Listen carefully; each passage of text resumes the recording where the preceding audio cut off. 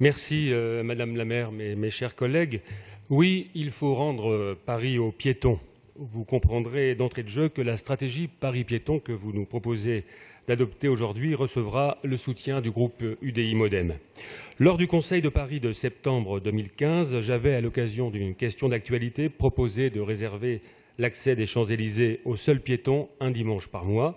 Vous l'avez fait et c'est un succès. De même, en février 2016, j'avais déposé avec plusieurs élus du groupe UDI Modem un vœu visant à instaurer une concertation afin de créer de nouveaux périmètres Paris Respire et l'étude d'itinéraires reliant les espaces verts entre eux. Les choses avancent et désormais, les fermetures temporaires à la circulation rencontrent un grand succès populaire auprès des franciliens et des visiteurs. La piétonisation des grandes villes est un mouvement mondial qui va en s'amplifiant et nombre de capitales revisitent la place accordée aux piétons dans l'espace public. Oxford Street, à Londres, va être rendue piétonne d'ici 2020. À New York, Times Square est totalement piéton. Je pourrais évoquer des quartiers entiers de Montréal, Oslo ou plus près de nous, Dublin.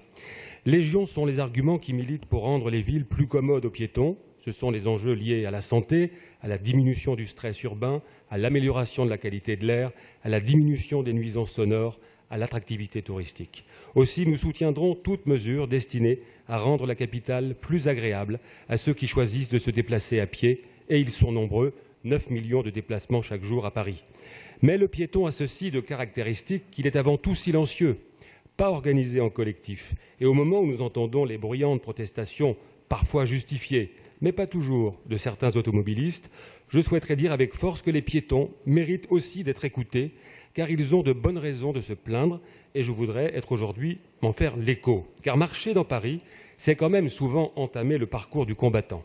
En plus du bruit, de la pollution, dans un environnement insécure qui a été uniquement pensé, en d'autres temps il est vrai, pour la circulation des véhicules motorisés, préemptant ainsi une place disproportionnée de l'espace public, le piéton peut se plaindre de l'encombrement des cheminements par un mobilier urbain démesuré, le débordement de nombreuses terrasses, le stationnement sauvage des deux roues, des trottoirs pas toujours entretenus et hélas souvent sales du fait d'incivilités en tout genre, Édith Gallois en parlera, d'un éclairage parfois insuffisant, de véhicules mal garés qui rend la visibilité sur les passages piétons souvent difficile, j'en passe. Bref, pour faire partie des marcheurs, il faut vraiment du courage et de l'abnégation.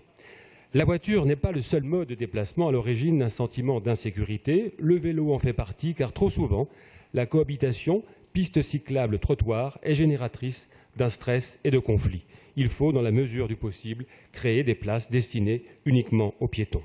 Par ailleurs, il faut également permettre aux piétons de disposer de services suffisants. Je pense aux sanisettes trop peu nombreuses, aux bancs publics trop rares, aux chaises mobiles encore éparses et à la nécessité d'accélérer la végétalisation des lieux publics. Il faut aussi que le marcheur puisse se repérer. Et là, le moins que l'on puisse dire, c'est qu'il y a des marges de progrès considérables avec des panneaux souvent invisibles ou obsolètes. Si vous voulez faire en sorte que la diminution de la place de la voiture soit acceptée et partagée par tous, il faut entamer une vaste politique de réaménagement de l'espace public et développer rapidement, dans la concertation, un plan ambitieux de réseau de transport en commun adapté aux besoins des Franciliens. Ces derniers devront être conçus pour permettre aux personnes âgées et aux personnes en situation de handicap de continuer à se déplacer. Enfin, je n'oublie pas que la stratégie piéton doit se déployer dans le cadre de la métropole du Grand Paris, qui est la meilleure échelle pour opérer la connexion des pistes cyclables et des continuités piétonnes, en finançant par exemple les projets de lutte contre les coupures urbaines. Ma collègue Maude Gattel développera d'autres points importants, mais vous l'aurez compris, si notre soutien est sans faille, il est néanmoins exigeant. Je vous remercie.